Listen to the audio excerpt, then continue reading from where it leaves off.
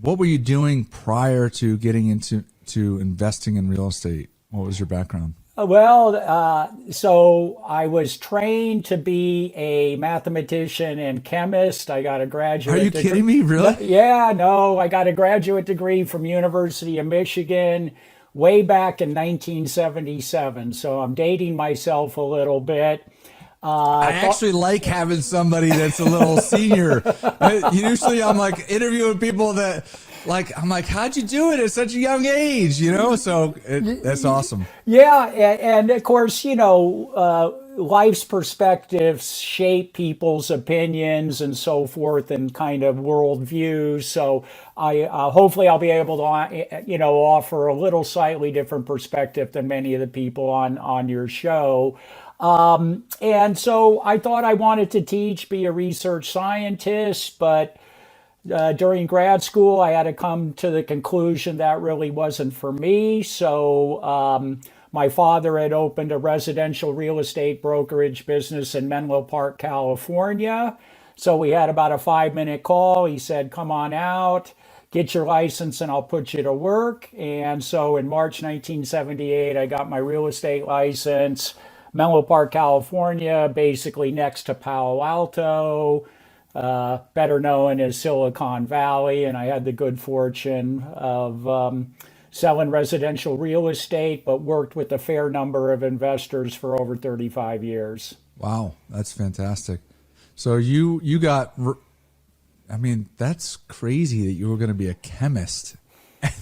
And then you're in grad school and you end up deciding, all right, I'm going to go work for dad. And you've been in, it worked out because you stayed in the business for that long. So you were Yes, in residential real estate for 35 years. yes, and it's interesting how life evolves and how small decisions can have big impact in the direction of one's life. And yes, it turned out to be very good for me. My father taught me the brokerage business, but really, he taught me the investment business because he understood while the brokerage business produces good income, really the investing is what's going to lead to financial wealth, security, and freedom. So he was a single family home investor, kind of an old school guy, and I just kind of modeled his behavior. I just happened to be, I was blessed to grow up in the San Francisco Peninsula and probably the greatest residential real estate market in the world, and started investing in the Bay Area as well as elsewhere across the country. And, was able to create kind of a good work life balance for me through my real estate investing.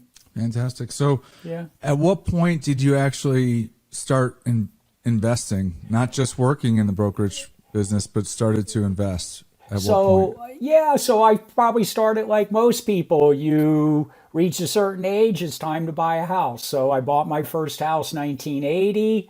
I remember it was in kind of a rougher neighborhood right up against Bayshore Freeway, which is Highway 101 that runs from San Francisco to San Jose.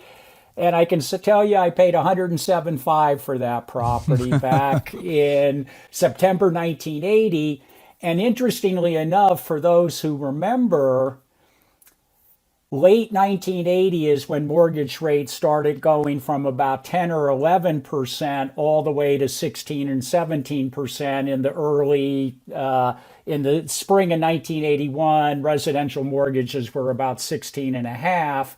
So I paid 11 and three quarters for my first mortgage. So when I see rates today at 3.25, 3.75, it's pretty good. My dad told me long ago, anytime you can borrow money for single digit interest rates, it's a good lending market. And of course, now we're kind of in uncharted territory.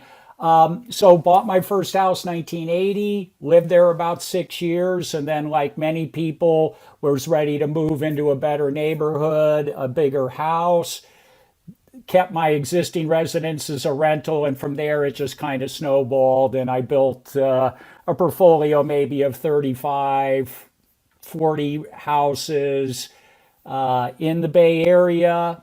in the Austin, Texas area, and of all things in Charlottesville, Virginia, where my father eventually kind of retired and relocated to. So we started investing back there.